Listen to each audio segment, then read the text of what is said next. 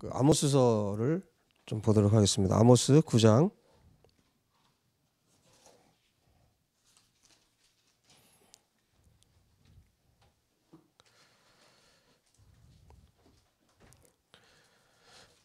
지난달인가 아모스서를 읽다가 마지막 부분에 이 부분을 보게 됐습니다. 아모스 9장 11절에 보시면 그날에 내가 언제인지 모르겠지만 그죠? 아모스가 하나님 말씀을 받았습니다. 그래서 뭐라고 마지막 부분에 아모스서를 마치면서 마지막 부분에 뭐라고 얘기하냐면 그날에 내가 다윗의 무너진 장막을 일으키고 그것들의 틈을 막으며 그 허물어진 것을 일으켜서 옛적과 같이 세우겠다. 그날이 올 거라는 거예요. 아모스가 어느 부분까지 봤는지 모르겠지만 하나님께서 보여주신 부분까지 봤을 거예요. 그리고 그날이 올 거라고 여기에 지금 아모스가 기록을 하고 있는데 다윗의 이 무너진 장막이 뭐냐는 거죠. 그래서 이것에 대해서 말이 여러 의견들이 많이 있는 것 같은데 그래서 우리 또 한국에는 그런 이런 찬양팀 예배팀이 있어서 다윗의 장막 다윗의 무너진 장막 다윗의 장막 그러면 어떤 그 예배가 회복되는 쪽으로 찬양이 회복되고 예배가 회복되고 우리가 그렇게 많이 좀 생각하고 있는 경향이 있는 것 같아요.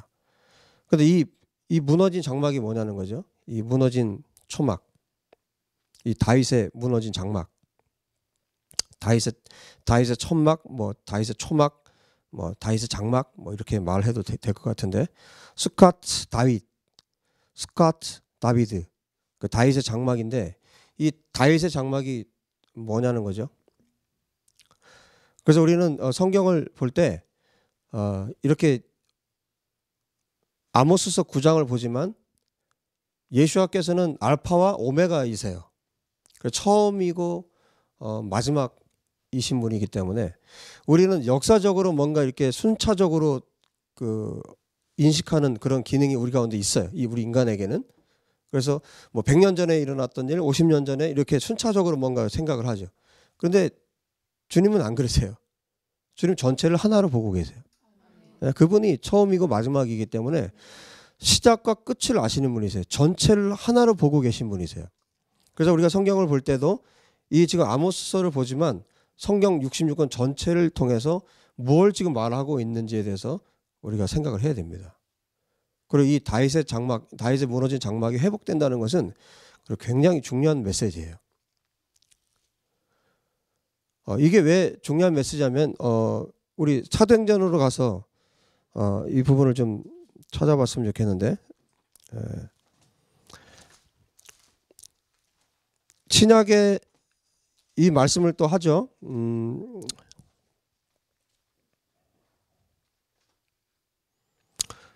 사도행전 15장으로 좀 가보시면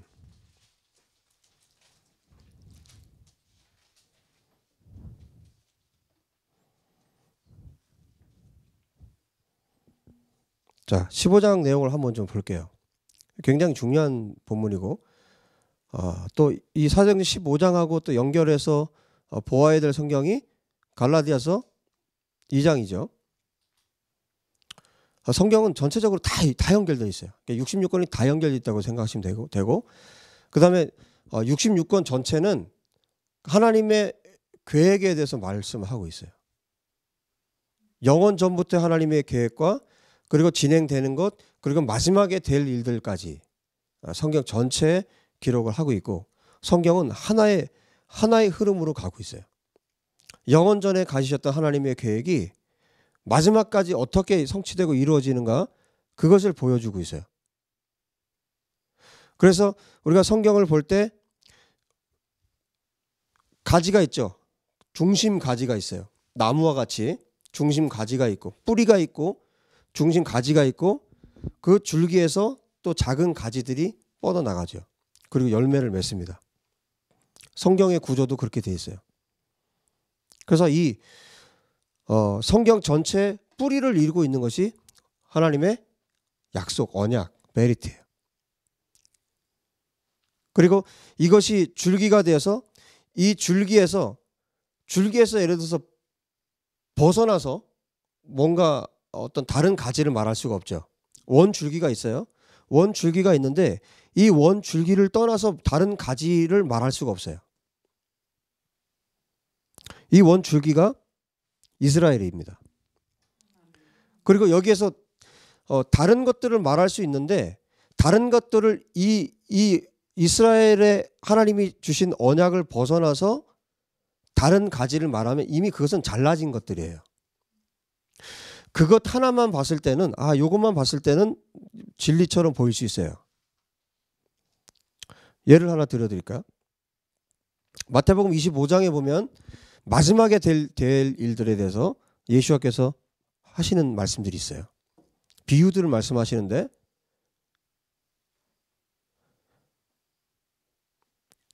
직접 볼까요?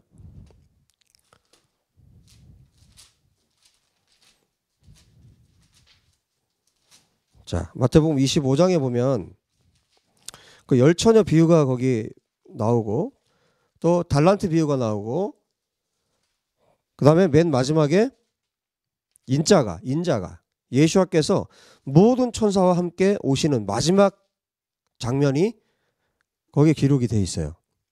그래서 마지막 46절에 보면 그들은 영벌에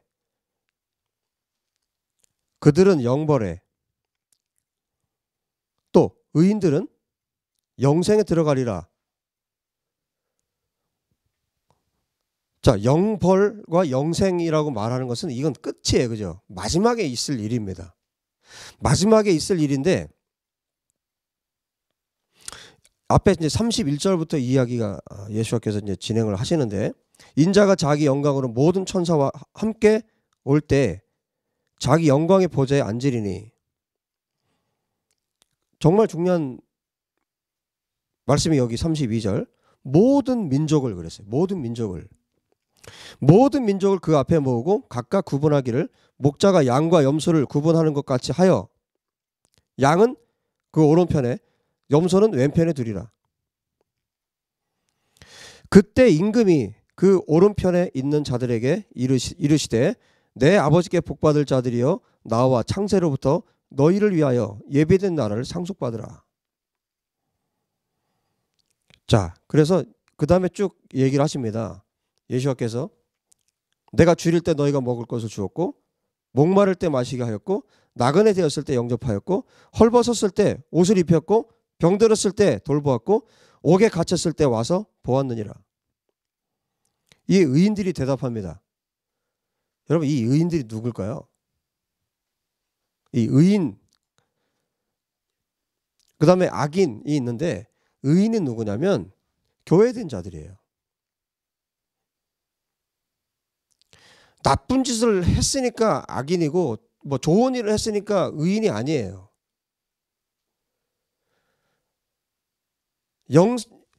창세 전부터 하나님이 말씀하신 그 교회 안에 이 사람이 있느냐 없느냐 그것을 말하는 거예요.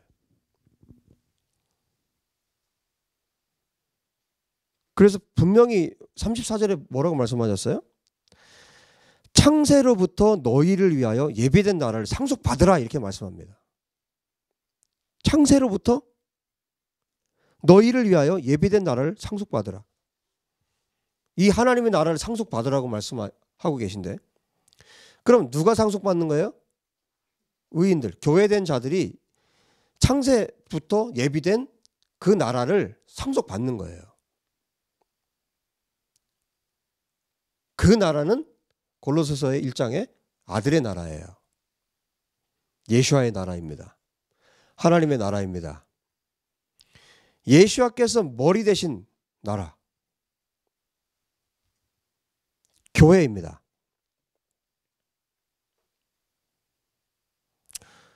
모든 민족을 모았고 창세로부터 너희를 위하여 예배된 나라를 상속받아라 이렇게 말씀했어요. 그런데 이렇게 말을 할 수 있겠죠. 고아들을 돌봐라. 가난한 자들을 돌봐라. 말할 수 있겠죠. 그러나 그것은 뭐예요? 이 성경하고는 별개의 문제예요. 예수와의 머리에 향유를 부인 여인 기억나시죠? 예수와께서 뭐라고 말씀하시냐면 가난한 자들은 너희와 항상 있다. 이 여인은 나의 마지막을 준비하고 있다. 가난한 사람들을 돕는 것은 그냥 그거는 하는 거 해야 돼요. 그냥 근본적으로 기본적으로 예수와께서도 그 얘기를 하신 거예요. 가난한 자들은 항상 너희 주변에 있지 않냐. 그러면 가난한 자들은 구약 성경에 끊임없이 하신 말씀이 뭐예요? 고아들, 가부들 돌보는 거 말씀하셨죠? 근데 이 본문을 가지고 그렇게 얘기하면 안 된다는 거예요. 여기 분명히 말씀했잖아요. 모든 민족을 모아놓고 즉 민족 단위로 말씀하시는 거죠. 자, 그래서 우리가 성경을 볼 때 하나님 말씀은 원 줄기가 있으면 그 줄기에서 뻗어나가야 돼요. 이 줄기가 있고 그 다음에 뻗어나가야 돼요. 이 줄기를 무시하고 그냥 맞는 것 같은 가지만 가지고 말을 하면 안 돼요. 지금 우리가 하나님 말씀을 통해서 성경 66권에 지금 하나님이 지금 무엇을 향해서 가고 있는지를 봐야 되죠. 그리고 거기를 중심으로 해서 성경들을 볼 수 있어야 된다는 거예요. 예수와께서 요한복음 17장에 영원 전에 있었던 일을 말씀하셨어요. 하나님과 예수와가 하나이신 거. 하나님과 예수와의 그 사귐, 교제, 그 사랑.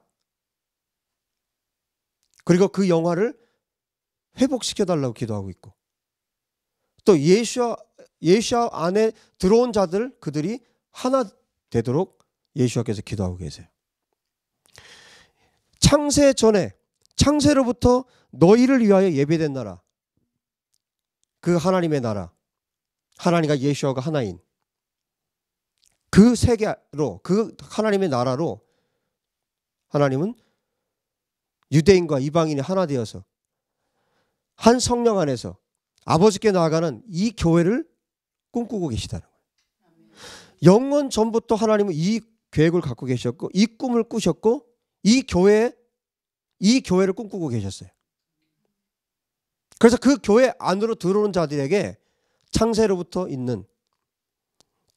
너희를 위하여 예비된 나라 그 나라를 상속하기를 원하시는 거예요. 우리나라처럼 복 받는 걸 좋아하는 나라 그런 민족도 아마 드물 거예요.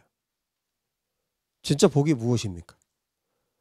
이 교회 안으로 들어가는 것이고 이 교회가 되는 것이에요. 건물로서의 교회를 말하는 것이 아니라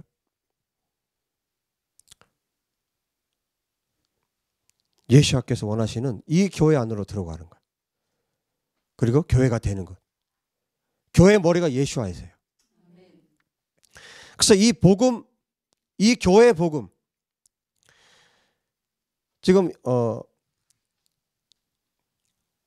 우리가 사도행전을 이제 15장을 보면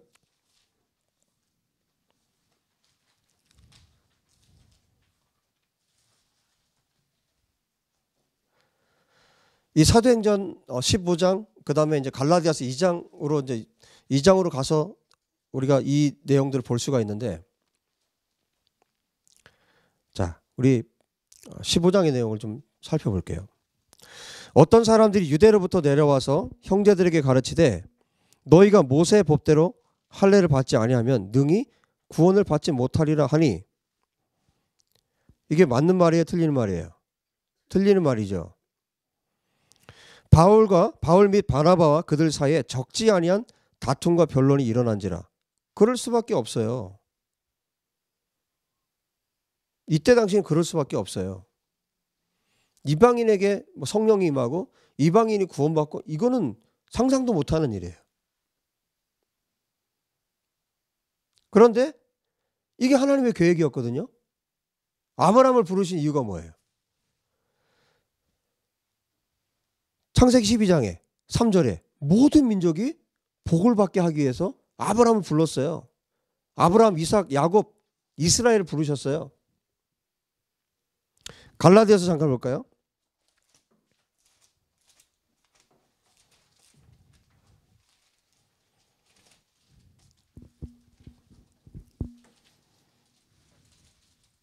갈라디아서 3장을 보시면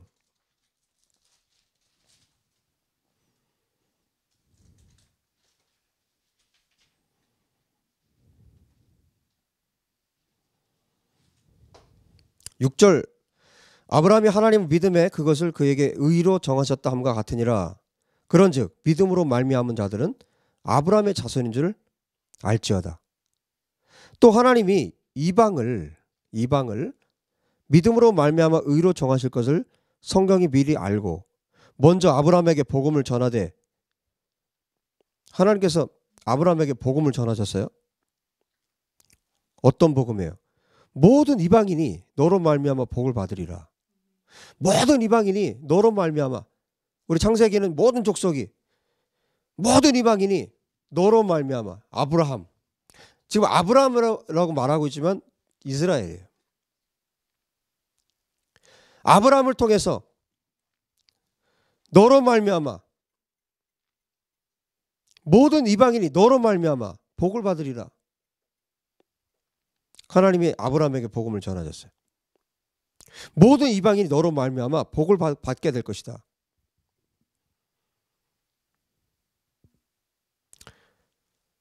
그러므로 믿음으로 말미암은 자는 믿음이 있는 아브라함과 함께 복을 받느니라. 좀 더 볼까요? 무릇 율법 행위에 속한 자들은 저주 아래 있나니 기록된 바 누구든지 율법책에 기록된 대로 모든 일을 항상 행하지 아니하는 자는 저주 아래 있는 자라 하였습니다. 또 하나님 앞에서 아무도 율법으로 말미암아 의롭게 되지 못할 것이 분명하니 이는 의인은 믿음으로 말미암아 믿음으로 살리라 하였습니다. 율법은 믿음에서 난 것이 아니니 율법을 행하는 자는 그 가운데서 살리라 하였느니라. 율법을 다 지켜서 구원받을 자는 없어요. 그래서 유대인도 믿음으로 구원받고요, 이방인도 믿음으로 구원받습니다. 율법을 다 지켜서 구원받을 유대인이 없고 이방인은 원래 율법이 없고 이방인은 아무것도 없어요.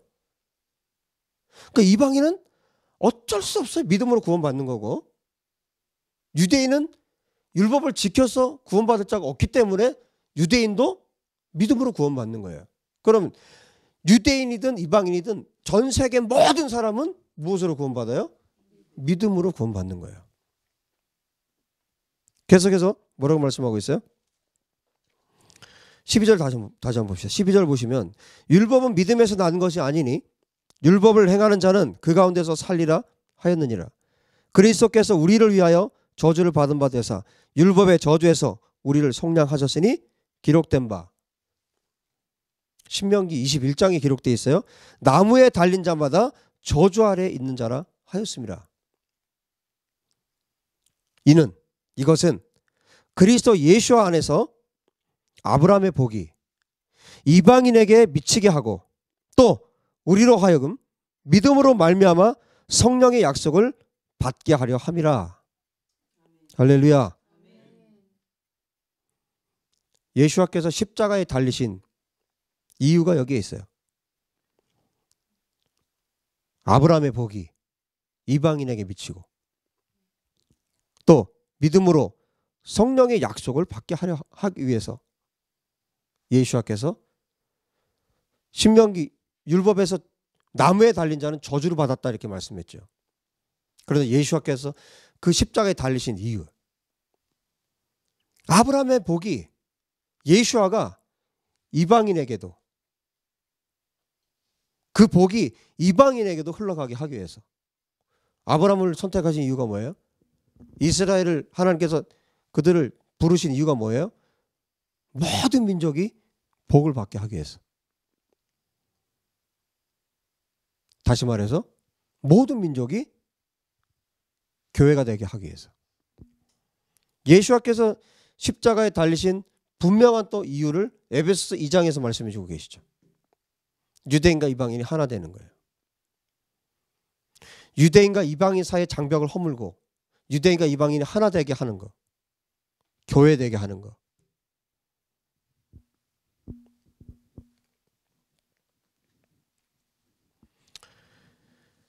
자, 다시 좀 가봅시다. 사도행전으로.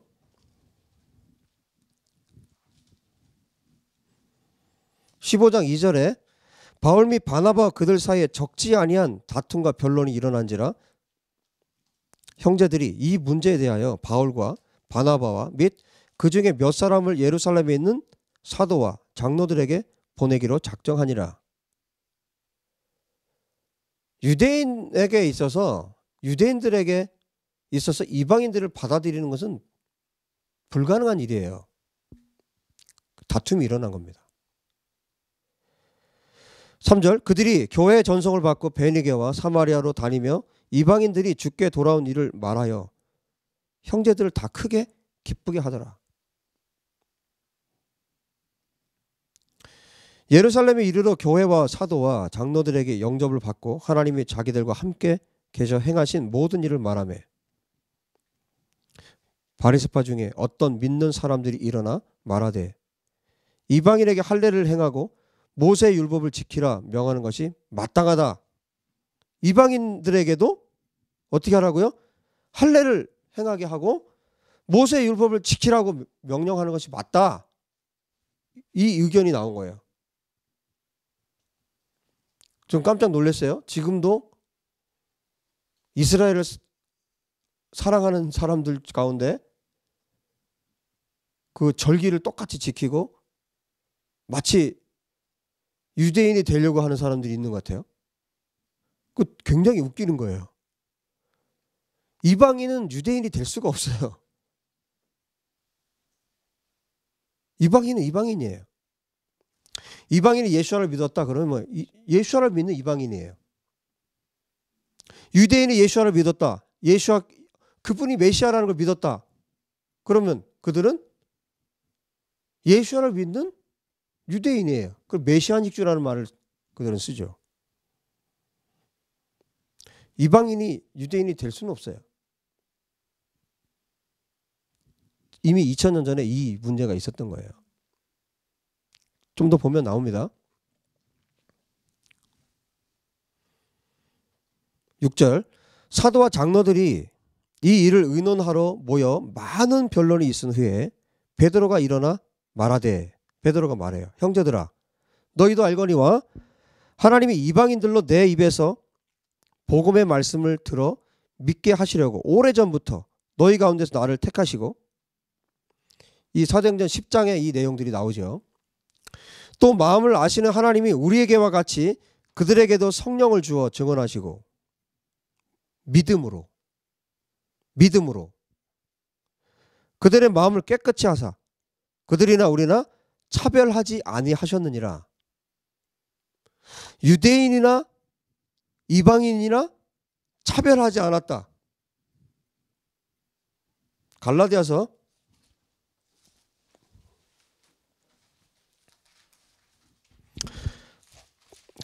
3장이죠. 3장에 보시면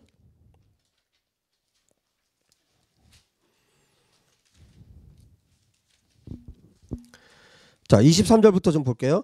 믿음이 오기 전에 우리는 율법 아래 매인 바 되고 계시될 믿음의 때까지 갇혔느니라. 이같이 율법이 우리를 그리스도께로 인도하는 초등교사가 되어 우리로 하여금 믿음으로 말미암아 의롭다함을 얻게 하려 함이라.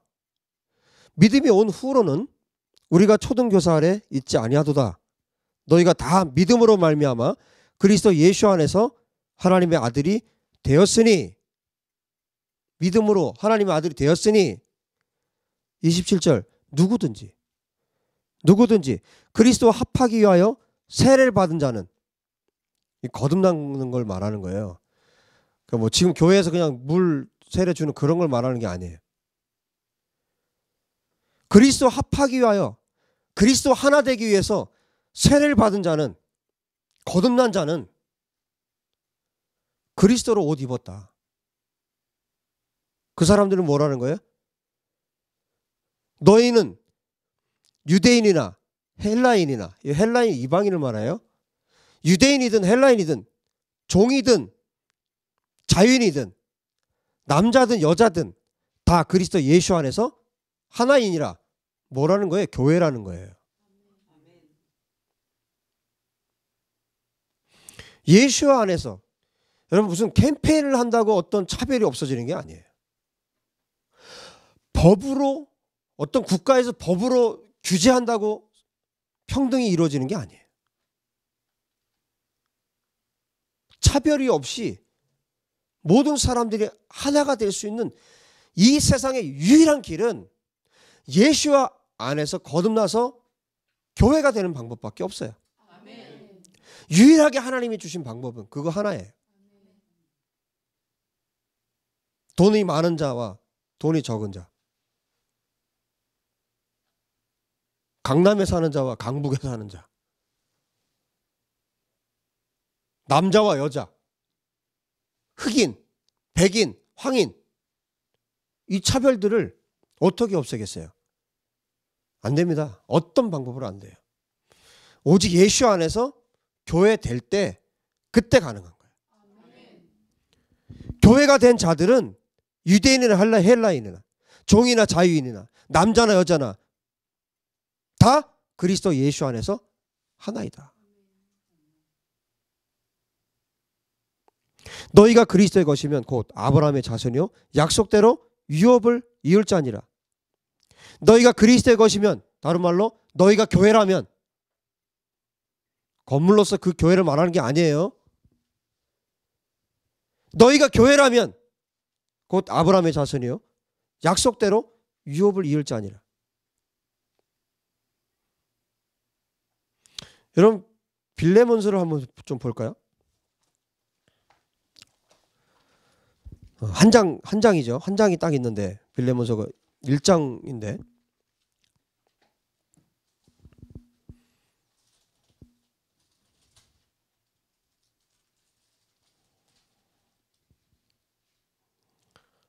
빌레몬서 1장이 1절이 이렇게 시작돼요. 그리스도 예수를 위하여 갇힌 자 된 바울과 및 형제 디모데는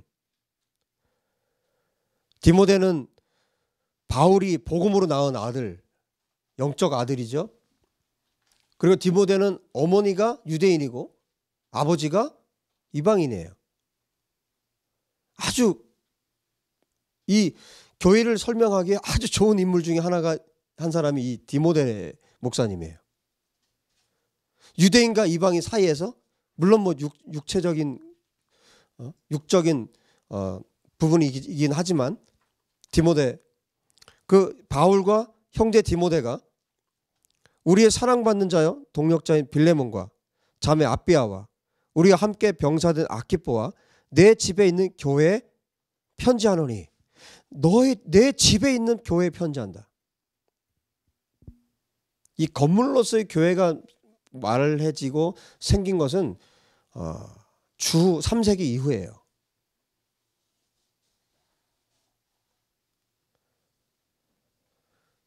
지금 여기 교회라고 지금 말하고 있는데 누구를 말하는 거겠어요? 건물을 말하는 건 절대 아니죠.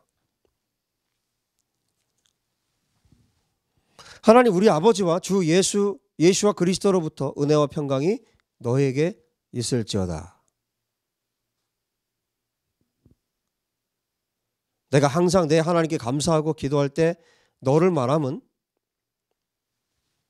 지금 빌레몬에게 지금 바울이 서신을 들었어요. 여러분 성경 66권에 중요하지 않은 성경 하나도 없어요. 단 한 권도 없습니다. 그리고 하나님이 한 줄을 말했어도 그것이 하나님이 말씀하셨기 때문에 중요한 거예요. 성경 66권에 이 단어가 예를 들어서 한 번밖에 안 나왔다. 어떤 단어는 예를 들어서 6,000번 나왔다. 한 번 나와서도 중요한 거예요. 그게 하나님 말씀이기 때문에. 빌레몬서가 짧아요? 그럼 별로 안 중요한 겁니까? 중요해요. 중요하지 않은 게 하나도 없어요. 우리가 그냥 스쳐 지나갈 수 있는 말씀은 성경에 어디에도 없어요. 이 한 장 안에 뭘 지금 말하고 있을까? 내가 항상 내 하나님께 감사하고 기도할 때 너를 말하는 것은 주 예수와 및 모든 성도에 대한 너의 사랑과 믿음이 있음을 내가 들었기 때문이다. 이로써 내 믿음의 교제가 우리 가운데 있는 선을 알게 하고 그리스도께 이르도록 역사하느니라. 형제여, 성도들의 마음이 너로 말미암아 평안함을 얻었으니 내가 너의 사랑으로 많은 기쁨과 위로를 받았노라. 이 빌레몬을 향한 이 바울의 이 표현들을 볼 때 얼마나 이 바울이 그를 신뢰하고 있고, 우리가 그냥 읽어도 알 수 있겠죠. 이 사람은 교회구나. 이 빌레몬은 교회구나. 진짜 교회된 사람이구나. 이 사람이 정말 예수 안에 있는 사람이구나. 이걸 알 수 있잖아요. 그것에 대해서 감사의 말을 바울이 지금 하고 있어요. 그 다음에 이러므로 내가 그리스도 안에서 아주 담대하게 내게 마땅한 일로 명할 수도 있으나 내가 너에게 명령으로 할 수 있지만 도리어 사랑으로서 내가 간구한다. 뭔가 지금 바울이 하고 싶은 얘기가 있는 거예요. 빌레몬에게. 나이가 많은 나 바울은 지금 또 예수와 그리스도를 위하여 갇힌 자 돼요. 지금 누구 얘기를 하고 싶으냐면 10절에 갇힌 중에서 낳은 아들 오네시모를 위하여 내게 간구하노라. 오네시모라는 사람을 지금 말하고 싶은 거죠. 오네시모는 누구였냐면 이 뒤에 읽어보면 다 나오죠. 오네시모는 이 빌레몬의 종이었어요. 그때 당시에 종의 신분은요, 2000년 전에 그 땅에서의 종의 신분이라는 것은 자기 주권이 없어요. 노예. 근데 이 노예가, 오네시모가 이 주인된 빌레몬하고 뭔가 같은 위치를 갖는다? 말도 안 되는 일이에요. 이 주인과 이 종이 하나가 된다? 말도 안 되는 일이에요. 어림도 없습니다. 이게 어떻게 가능할까? 10절에 말하죠. 갇힌 중에서 낳은 아들 오네시모. 낳았다라는 이 표현을 쓸 때, 바울이 이 표현을 쓸 때 어떤 또 표현을 써요? 복음으로 낳았다. 말씀으로 낳았다. 다른 말로 하면 그 사람이 거듭난 거예요. 말씀으로 거듭난 거예요. 진짜 그 사람이 교회가 됐다는 뜻이에요. 유대인과 이방인이 차별이 없어지는 거? 교회가 되면 가능합니다. 주인과 종이 차별이 없어지는 거? 하나가 되는 거? 말도 안 되는 일이지만 지금 복음으로 말미암아 오네시모가 교회가 되었을 때 바울이 보내는 거예요. 빌레몬에게. 이 편지를 들려서 빌레몬에게 가라고 이 편지를 들려서 보내는 거예요. 결과는 우리가 모르지만 당연히 알 수 있어요. 빌레몬에게 오네시모가 돌아갔을 때 어떤 일이 있었을까? 알 수 있죠? 교회와 교회가 만나는 거예요. 이미 이 편지를 읽기 전에 빌레몬과 오네시모가 만났어요. 만났다면 어떻게 됐을까요? 영으로 하나가 됐다는 걸 아는 거예요. 이건 교회가 된 자들만 가능합니다.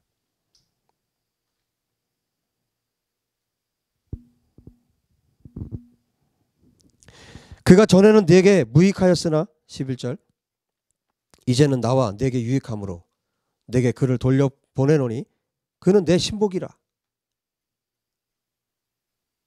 헬라 말이 이게 신복이라고 하는데 심장. 바울이 자기 심장이라고 말하는 거예요. 우리가 바울과 빌레몬이 어떤 관계인지 알겠죠? 그렇다면 빌레몬이 이 편지를 읽었을 때 또 어떤 마음을 갖겠냐고요. 이거는 어디에서만 가능한 거냐면 교회에 된 사람들만 가능한 이야기예요. 지금도 똑같습니다.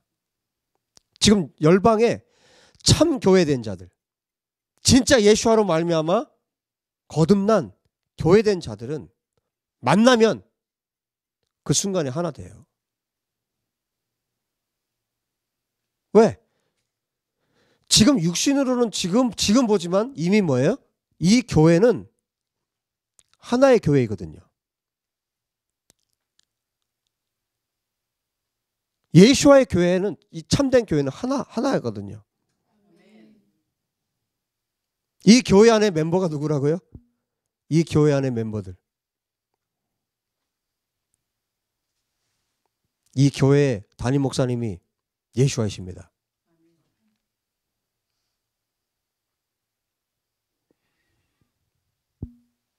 열방에 이 교회들이 지금 계속해서 세워져 가고 있고, 이 하나님의 교회는 단 한 번도 쇠퇴한 적이 없고 끊임없이 확장되어 가는 하나님의 나라이고 교회입니다.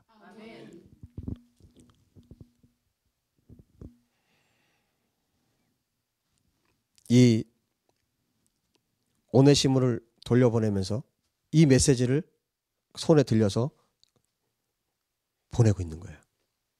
뭐 짧으니까 좀 더 볼까요? 13절, 그를 내게 머물러 있게 하여 내 복음을 위하여 갇힌 중에서 너 대신 나를 섬기게 하고자 하나 다만 내 승낙이 없이는 내가 아무것도 하기를 원하지 아니하노니 이는 너의 선한 일이 억지같이 되지 아니하고 자의로 자발적으로 되게 하려 함이라. 지금 바울이 빌레몬도 배려하고 있고, 아마 그가 잠시 떠나게 된 것은 너로 하여금 그를 영원히 두게 함이리니.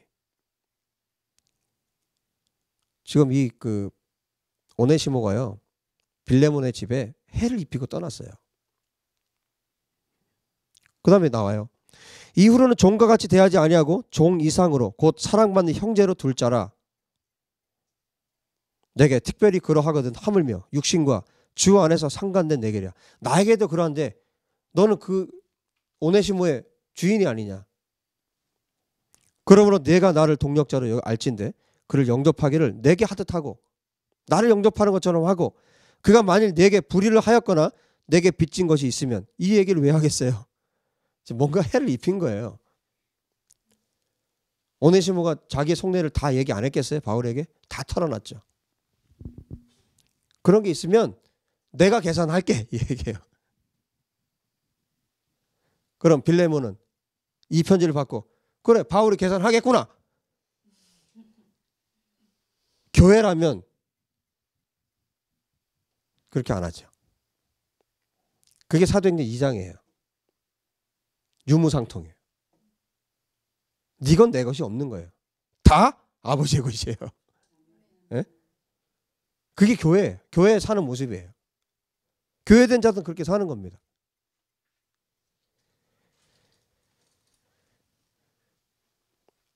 너에게 불의를 행하였거나 너에게 빚진 것이 있으면 내 앞으로 계산하라. 나 바울이 친필로 쓰노니 빌레몬이 혹시 오해할까 봐 내가 친필로 내가 지금 쓰고 있다 이거예요. 내가 갚으려니와 내가 이 외에 내 자신이 내게 빚진 것은 내가 말하지 않겠다. 너 나한테 빚진 거 내 말하지 않을게. 아주 바울이 센스가 있어요. 오 형제여 나로 주 안에서 너로 말미암아 기쁨을 얻게 하고 내 마음이 그리스도 안에서 평안하게 하라. 나 좀 평안하게 해도. 나는 내가 순종할 것을 확신함으로 내게 썼다. 저도 편지 쓸 때 이렇게 쓸랍니다 이제. 내가 내게 말한 것보다 더 행할 줄 아노라. 정말 지혜가 충만합니다 바울이. 오직 너는 나를 위하여 그 다음 쐐기를 박아요. 오직 너는 나를 위하여 숙소를 마련하라. 왜요? 내가 갈 거기 때문에 거기. 내가 갈 거니까 숙소를 준비해라 이런 얘기예요. 그럼 빌레몬은 뭐 어떻게 했을까요? 너희 기도로 내가 너희에게 나아갈 수 있기를 바라노라. 하면서 이제 마지막 인사를 하는데 보세요. 그리스도 예수 안에서 나와 함께 갇힌 자 에바브라와 또 나의 동력자 마가 아리스타고 데마 누가가 문안하느니라. 우리 주 예수와 그리스도의 은혜가 너희 심령과 함께 있을지어다. 이 짧은 메시지 안에 지금 뭐 말하고 있어요? 교회를 말하고 있잖아요. 원유맨을 말하고 있잖아요. 주인과 종이 하나 되는 것을 말하고 있잖아요.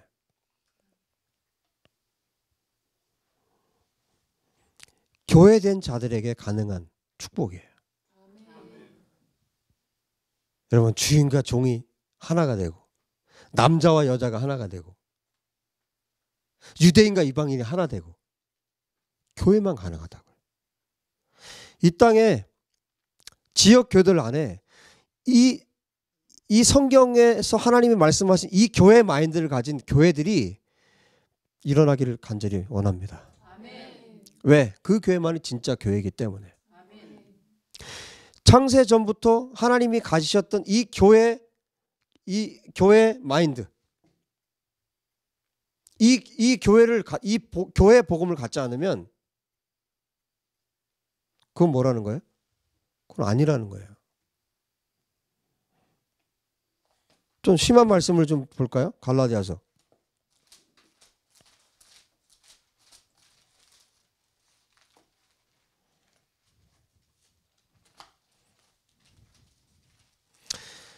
사도 바울이 좀 과격하게 말할 때가 있었어요.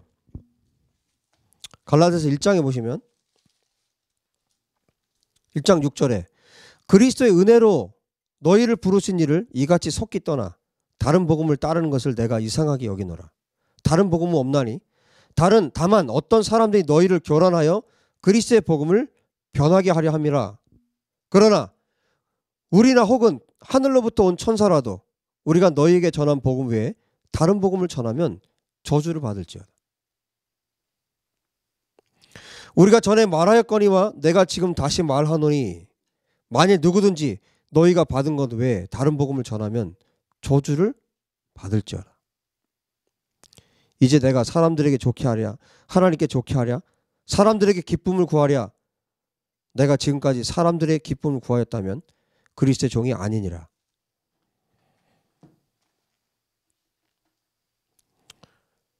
여러분, 참된 교회는 하나님의 기쁨을 구하는 사람들입니다. 사람의 종이 아니라 하나님의 종입니다.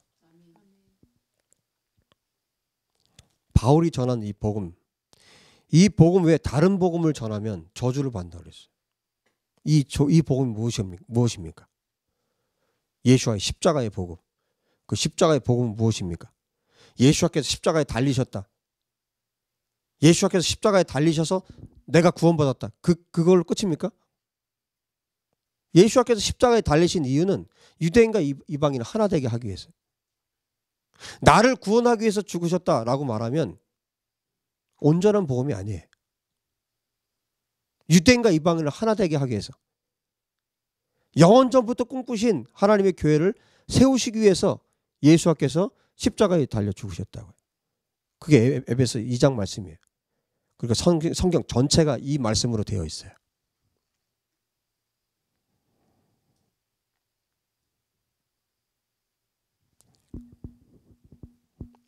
그래서 예수께서 나를 위해서 십자가에 죽으셨다. 그렇게 말하고 그렇게만 강조하다 보니까 교회는 없고 나밖에 없어요.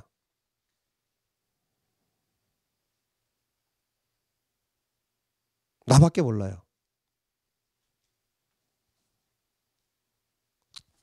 자기가 다니고 있는 교회밖에 몰라요.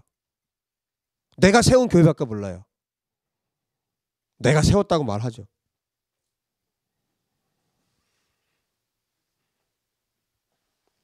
이 참된 교회, 하나님의 교회, 예수와의 교회 DNA가 없으면 교회가 아닙니다.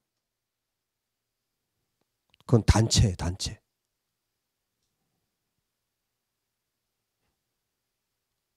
비영리 단체. 비영리 단체예요. 교회가 아니에요. 이 참된 교회의 DNA를 가진 교회가 진짜 교회입니다. 이런 교회들이, 이런 지역 교회들이 세워져야 되고, 그 마인드를 가진, 그 DNA를 가진 목회자들이 일어나야 되고, 그런 성도들이 일어나야 합니다. 그래서 잘못된 것들은 다 무너지고, 잘못된 교회는 다 무너지고, 교회가 아닌 것은 무너지고, 진짜 교회만 세워져야 합니다. 왜? 그게 아버지의 뜻이고, 그게 아버지께서 기뻐하시는 일이기 때문에.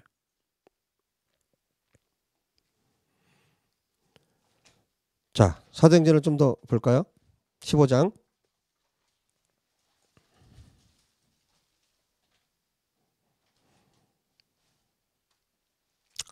(9절) 믿음으로 그들의 마음을 깨끗이 하사 그들이나 우리나 차별하지 아니하셨느니라. 그리스도로 말미암아 세례받은 자들, 거듭난 자들은 차별이 없습니다. 저와 여러분이 차별이 없습니다. 남자와 여자가 차별이 없습니다. 인종차별이 없습니다. 여러분, 그 인종차별 문제 계속 나오잖아요. 전 세계에서 이게 들끓잖아요. 어떻게 해결합니까? 교회밖에 대안이 없어요. 예수와 안에서 거듭나는 방법밖에 없어요. 죄인들은 자기가 조금만 돈 많으면 자기가 위에 있어요. 자기가 조금만 그 사람보다 많이 배웠다 그러면 위에 있어요. 본능적으로 위에 올라 사람들을 짓누릅니다. 사단이 하는 짓이거든요. 오직 예수와만이, 예수와의 복음, 이 교회 안으로 들어가는 것만이 모든 차별을 없앨 수 있는 유일한 방법이에요. 유일한 길입니다. 예수와 밖에 다른 길이 없습니다. 계속해서 보시면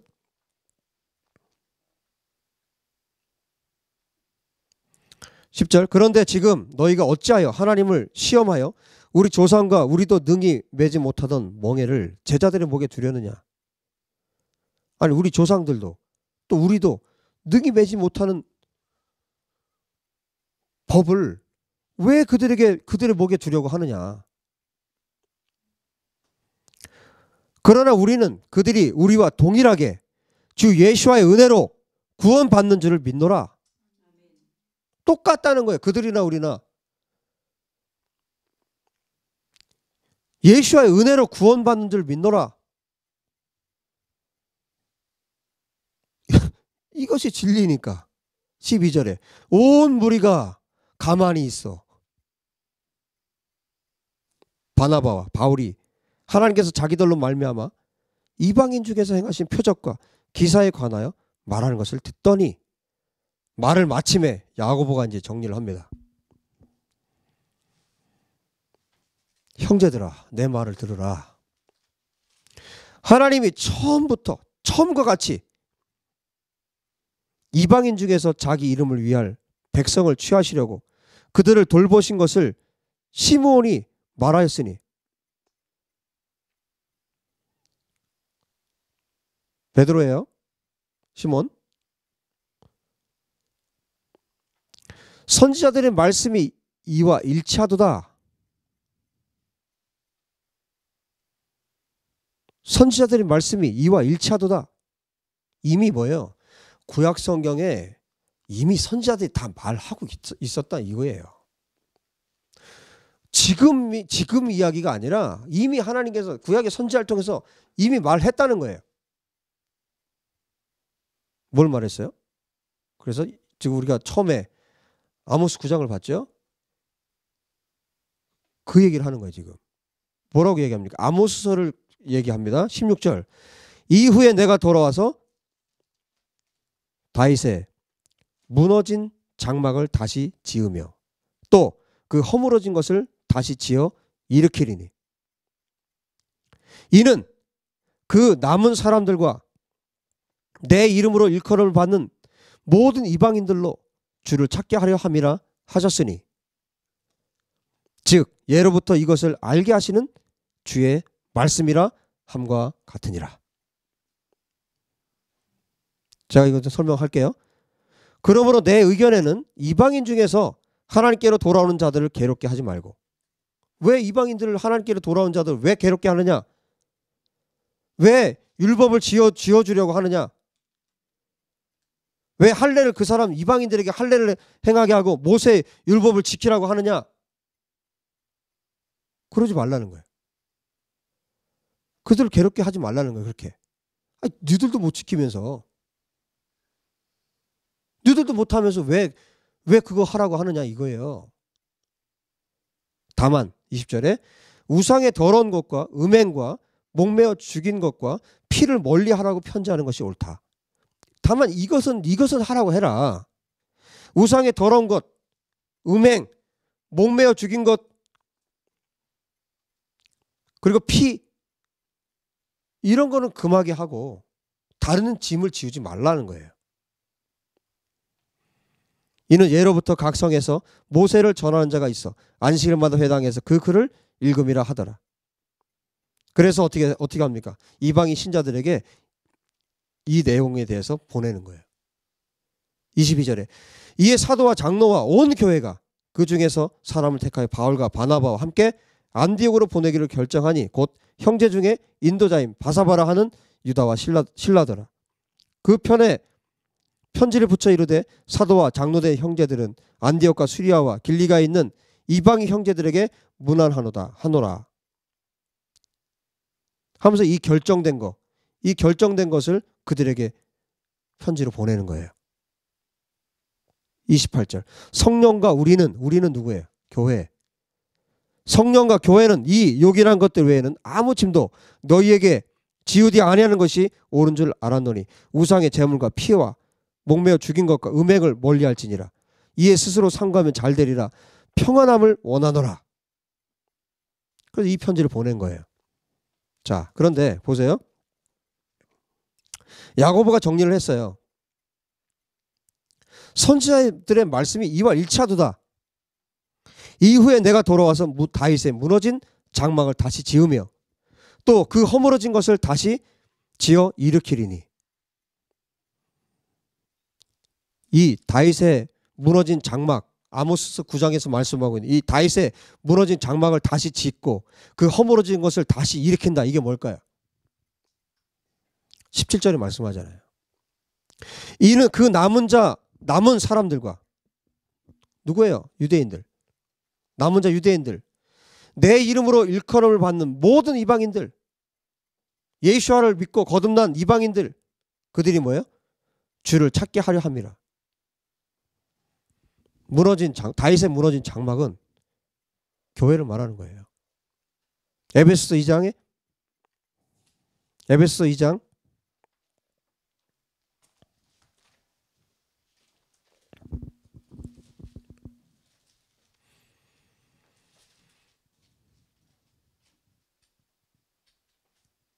11절에 그러므로 생각하라 너희는 그때 육체로는 이방이었지. 이방인들에 대해서 말합니다.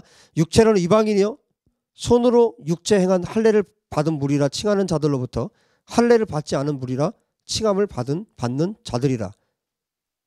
할례 받은 유대인들이 당신들은 무할례자들이다. 이렇게 말을 했어요. 그때 이방인은 어떻게 됐습니까? 위치가 12절. 너희는 그리스도 밖에 있었고 이스라엘 나라 밖의 사람이라. 약속의 언약들에 대하여는 외인이요 세상에서 소망이었고 하나님도 없는 자이더니 이방인들에게 주어진 것이 아무것도 없어요. 이제는 전에 멀리 있던 너희가 누구와 멀리 있었어요? 유대인들과 이스라엘과 멀리 있던 너희가 그리스도 예수 안에서 그리스도의 피로 가까워졌다.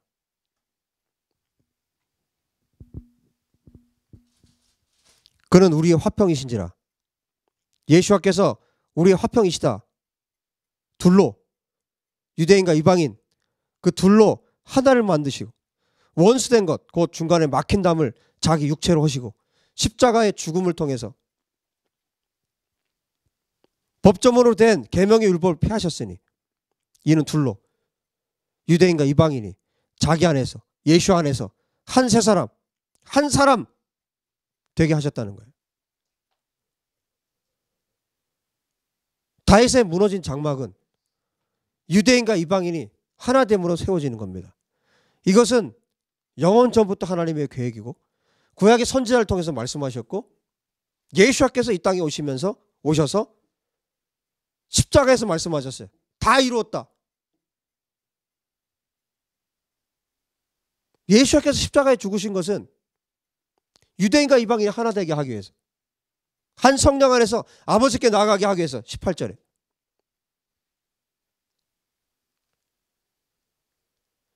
예수께서 십자가에 죽으심으로 다 이루었다고 말씀하셨어요. 무엇을 이룬 겁니까? 유대인과 이방인이 하나 되는 것을 이루신 거예요. 참 교회를 세우는 것을 이루신 거예요. 이것은 영원 전부터 하나님의 계획이시고 구약의 선지자를 통해서 말씀하셨고 예수께서 오셔서 그것을 이루신 거예요. 성취하신 거예요. 다윗의 무너진 장막은 지금 성령 안에서 지어져 가고 있습니다. 22절에 20절부터 볼게요. 너희는 사도들과 선지자들의 터 위에 세우심을 입은 자라. 그리스도 예수께서 친히 모퉁이 돌이 되셨느니라. 그의 안에서 건물마다 서로 연결하여 주 안에서 성전이 되어가고 너희도 성령 안에서 하나님이 거하실 처소가 되기 위하여 그리스도 예수 안에서 함께 지어져 가느니라. 함께 유대인과 이방인이 하나님이 거하실 처소, 성전이 되어가고 있다. 다윗의 무너진 초막이 세워져 가고 있는 거예요. 성령 안에서 유대인과 이방인이 하나 될 때. 여러분, 성령님이 언제 가장 강력하게 일하실까요? 언제 가장 강력하게 기름 부으실까요? 교회를 세울 때예요. 예수아를 말할 때 성령님은 예수아를 드러내시는 영이에요. 그런데 예수아께서 십자가에서 하신 일이 유대인과 이방인이 하나 되게 하신 거, 교회 되게 하신 거. 그럼 성령께서 언제 가장 강력하게 일하실 거냐고요. 언제 가장 강력하게 성령께서 기름 부으시겠냐고요.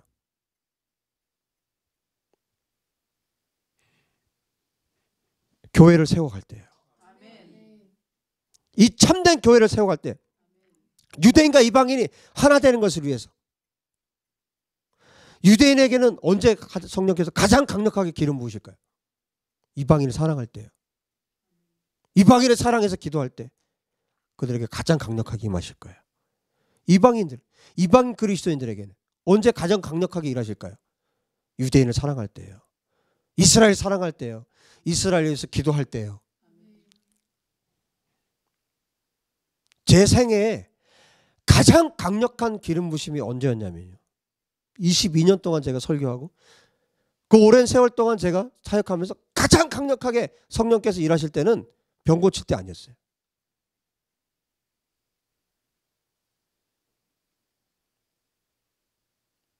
기적을 일으킬 때 아니었어요. 제자 훈련할 때 아니었어요. 어떤 프로그램으로 할 때 아니었어요. 언제 가장 강력하게 성령께서 기름 부으셨냐면 이스라엘 위해서 기도할 때였어요. 왜? 그것이 영원 전부터 영원까지 하나님의 계획이고 그것이 하나님의 심장에 있는 것이기 때문에 유대인과 이방인이 한 성령 안에서 아버지께 나아가는 이 참된 교회, 이것을 위해서 예수께서 십자가에 달리셨기 때문에 그것을 말할 때, 그것을 선포할 때, 그것을 위해 기도할 때 성령께서 가장 강력하게 일하심을 저는 경험합니다.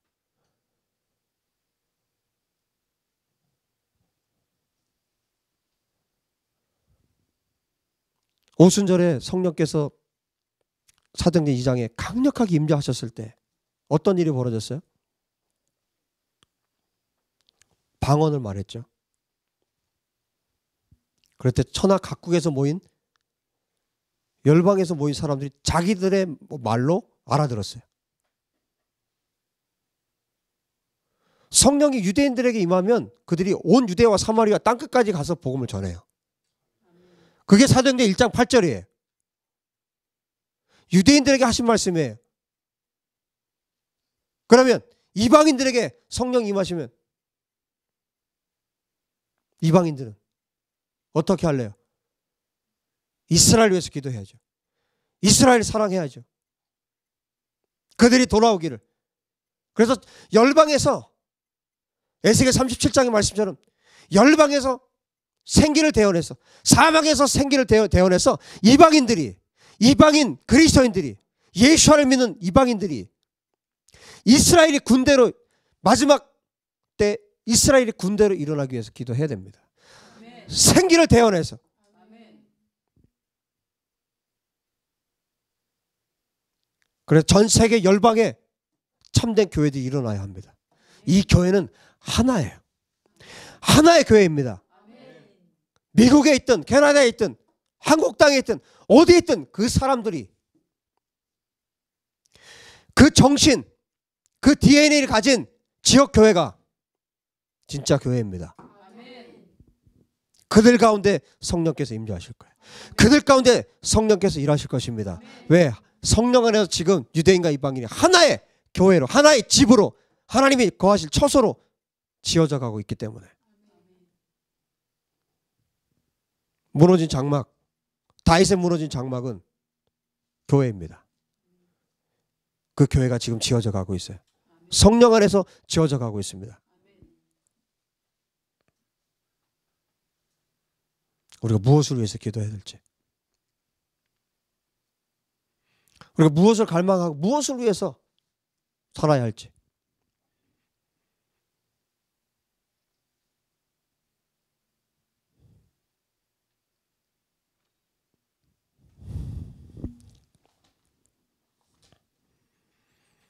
사도행전의 15장에 16절 이후에 내가 돌아와서 다윗의 무너진 장막을 다시 지으며 또 그 허물어진 것을 다시 지어 일으키리니 이는 그 남은 사람들과 내 이름으로 일컬음을 받는 모든 이방인들로 주를 찾게 하려 함이라 하셨으니, 이미 구약 성경에 선지자를 통해서 이 말씀하셨다는 겁니다. 지금 이 예루살렘 이 회의에서, 예루살렘 교회 이 회의에서 무언가 결정되는 것이 아니라 이미 하나님 말씀하셨다는 거예요. 이미 하나님 말씀하셨기 때문에 그 말씀을 그대로 집행하는 것 뿐입니다.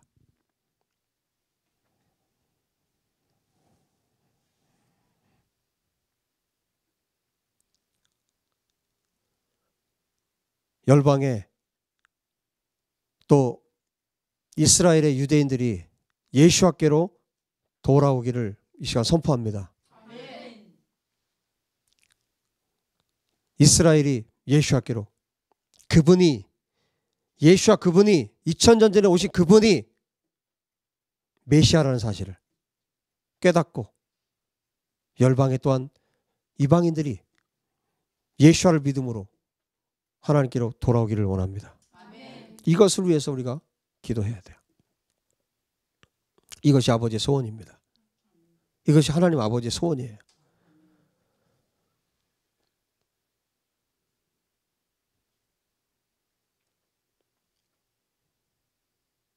그 예수와께서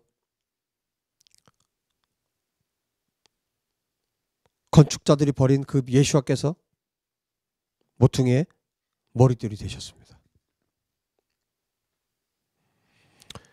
유대인과 이방인이 만나는 그 중앙에 모퉁이돌,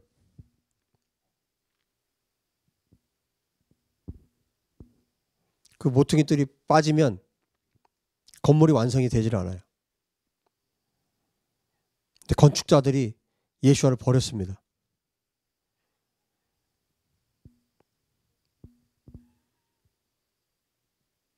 시편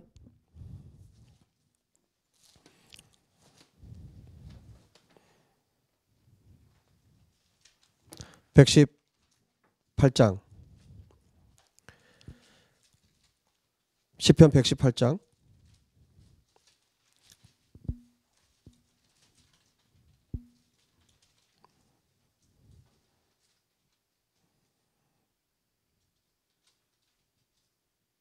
22절에 건축자가 버린 돌이 집 모퉁이의 머릿돌이 되었나니 이는 여호와께서 행하신 것이요 우리 눈에 기이한 바로다. 이날은 여호와께서 정하신 것이라 이날에 우리가 즐거워하고 기뻐하리로다. 여호와여 구하옵나니 이제 구원하소서. 여호와여 우리가 구하옵나니 이제 형통하게 하소서. 여호와의 이름으로 오는 자가 복이 있으며 바룩하바 베셈 아도나이. 여호와의 이름으로 오는 자가 복이 있으며 우리가 여호와의 집에서 너희를 축복하였도다. 여호와는 하나님이시라. 예수와는 하나님이시라. 그가 우리에게 빛을 주셨으니 밧줄로 절기 제물을 제단불에 멜지어다. 주는 나의 하나님이시라. 내가 주께 감사하리이다. 주는 나의 하나님이시라. 내가 주를 높이리이다. 여호와께 감사하라. 그는 선하시며 그의 인자하심이 영원하미로다. 건축자가 버린 돌.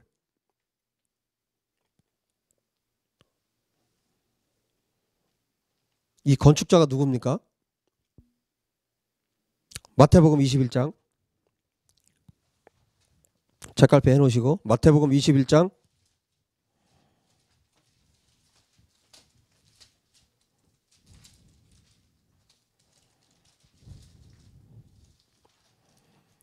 33절부터 보시면 예수께서 비유로 말씀하십니다. 다른 한 비유를 들으라. 한 집 주인이 포도원을 만들어 산 울타리로 두르고 거기에 집 짜는 틀을 만들고 망대를 짓고 농부들에게 새로 주고 타국에 갔더니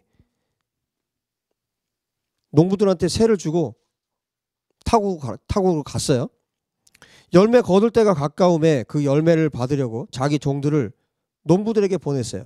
35절 농부들이 종들을 잡아 하나는 심히 때리고 하나는 죽이고 하나는 돌로 쳤거늘 다시 다른 종들을 처음보다 많이 보내니 그들에게도 그렇게 하였는지라. 후에 자기 아들을 보내며 이르되 그들이 내 아들은 존대하리라 하였더니 농부들이 그 아들을 보고 서로 말하되 이는 상속자니 자 죽이고 그의 유산을 차지하자 하고 이에 잡아 포도원 밖에 내쫓아 죽였느니라. 포도는 성경에 포도원이 남은 이스라엘을 상징한다는 걸 여러분 아셔야 돼요.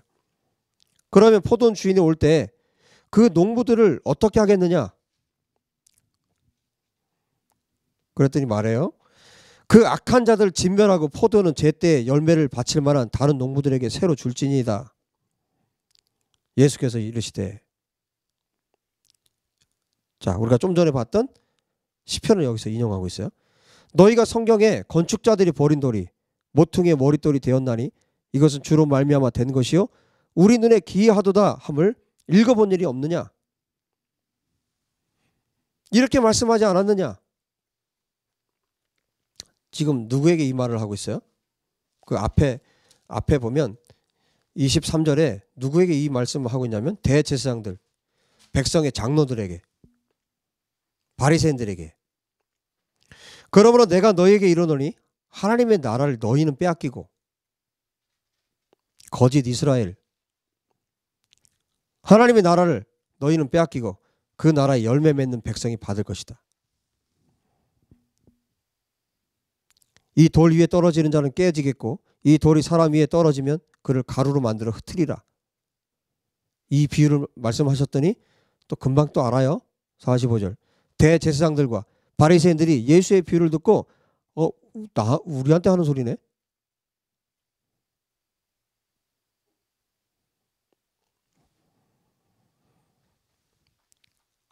아주 요긴하게 쓰일 수 있는 돌을 하나님이 주셨어요. 이 건축에 정말 가장 중요한 돌을 주셨어요. 이 돌을 어떻게 했어요? 건축자들이 버린 겁니다. 이 건축자들이 이스라엘이죠. 이스라엘에게 이 건축 정말 이 집을 건축할 수 있도록 예수아를 주셨어요. 근데 버렸습니다. 그런데 이 버린 돌이 어떻게 됐어요? 모퉁이의 머릿돌이 되었어요. 가장 중요한 여기에도 있고 마가복음 12장에도 있고 누가복음 20장에도 말씀하고 있고. 자, 그런데 보세요. 건축자가 버린 돌, 예수아를 버렸단 말이에요. 그런데 시편 다시 보세요. 118장. 건축자가 버린 돌이 집 모퉁이의 머릿돌이 되었나니 이는 누가 하신 거라고요? 여호와께서 행하신 것이요. 여호와께서 행하신 것이요. 우리 눈에 기이한 바로다. 이것이 누가 하신 거냐면 여호와께서 하셨다고요.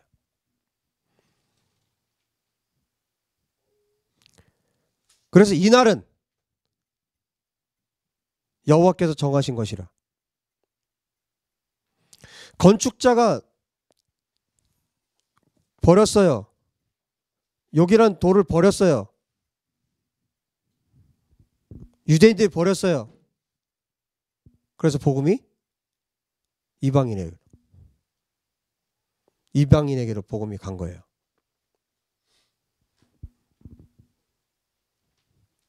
이것이 여호와께서 행하신 것이라고. 그래서 이것이 우리 눈에 기이한 바로다. 이날은 여호와께서 정하신 것이라 이날에 우리가 즐거워하고 기뻐하리로다.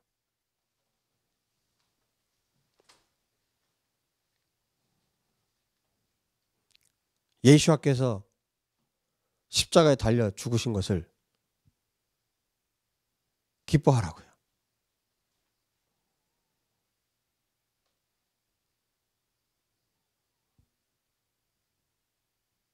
이날이 여호와께서 정하신 것이고 이날에 우리가 즐거워하고 기뻐하라고.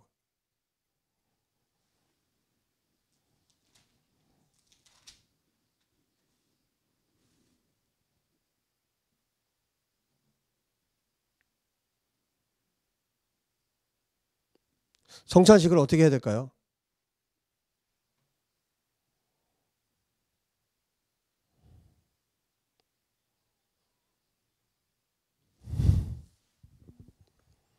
성찬식 하는 날은 억지로 눈물을 짜는 날입니까? 안 나오는 눈물 쥐어 짜서 그래야 또 경건해 보이고 그래야 또 신앙 좋은 것처럼 보이고 그렇습니까? 하나님 기뻐하라고 말씀하잖아요. 이날은 여호와께서 정하신 것이라고. 여호와께서 행하신 것이라고. 건축자가 버린 돌. 여호와께서 하신 거라고요. 여러분, 이 얘기를 제가 왜 하냐면 지금까지 여러분이 교회에 대해서 어떻게 이미지를 갖고 있고 어떤 생각을 갖고 있고 어떤 마음을 갖고 있어서 어떻게 배웠든 그게 중요한 게 아니라 하나님이 어떻게 말씀하고 있는지 성경이 어떻게 말하고 있는지 이것이 중요하다는 거예요. 여러분 모르고 평생 성찬식 때 울었어요?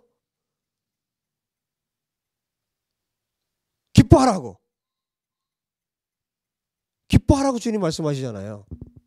왜? 너희들에게 가장 기쁜 날이 되게 하기 위해서 예수와께서 십자가에 죽으셨다고요. 예수와께서 교회를 세우기 위해서 십자가에 죽으셨다고요. 교회를 세우기 위해서 유대인과 이방인이 하나 돼서 아버지께 나가는 일을 위해서 예수와께서 십자가에 달려 죽으셨다고요. 그날을 기뻐하라고. 그래도 그렇지요. 그래도 그렇지요. 죽으셨는데. 그러지 말라고. 그래도 십자가에 아프잖아요. 힘들잖아요. 얼마나 힘드셨겠어요. 그래서 십자가에 동참한다고요? 뭘 한다고 십자가에 동참할 수 있어요? 인간이 뭘 한다고 예수와의 십자가에 뭘 한다고 동참할 수 있어요? 금식 함께 한다고? TV 안 본다고 뭘 한다고 십자가에 동참할 수 있겠냐고요. 그걸 아시니까 이 날은 내가 정한 날이고 이건 너희들의 눈에 기이한 일이고 그렇지만 너희들은 기뻐하라고. 내가 너희들 위해서 유대인과 이방인이 하나님께 나아가는 이 교회를 세우기 위해서 내가 십자가에 죽었어. 그거 내가 다 이루었어. 그러니까 너희들은 뭐 하라고? 기뻐하라고. 십자가를 보면서 기뻐하라고.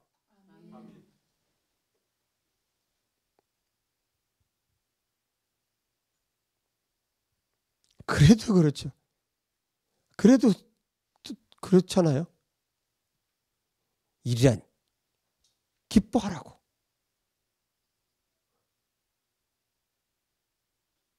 기뻐하라고. 기뻐하라고 예수께서 십자가에 죽으셨다고요.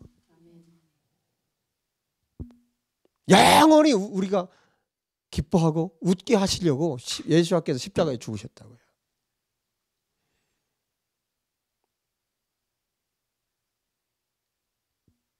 그래 네가 하나님의 그러면 여러분 우리는 하나님께서 우리에게 주신 이 날 예수께서 십자가에 달리신 그날이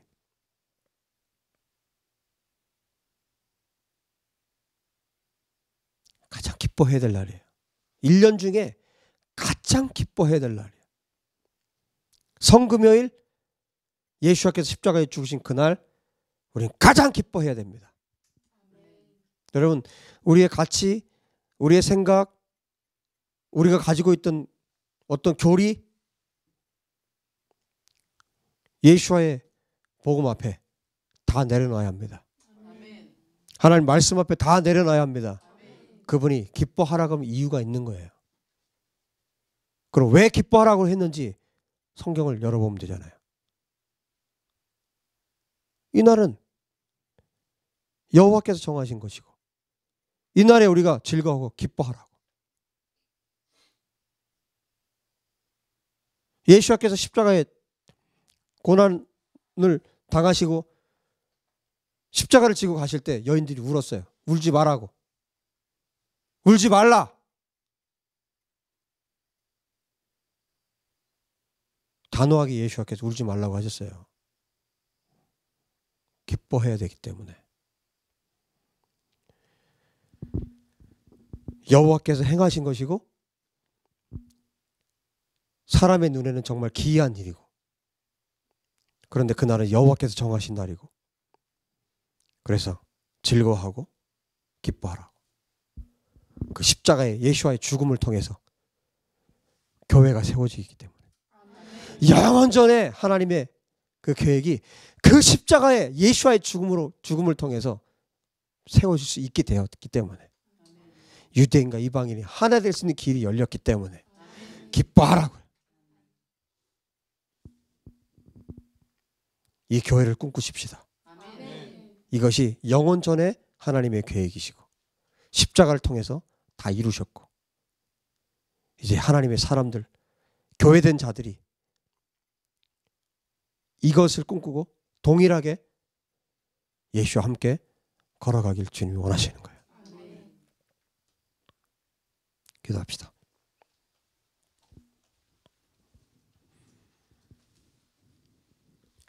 우리 같이 기도할 때 하나님 이 다윗의 무너진 장막이 일으켜지기 원합니다. 교회가 교회답게 세워지기 원합니다. 창세 이래로 세워진 예수와의 교회가 하나님의 교회가 든든히 세워지게 하여 주십시오.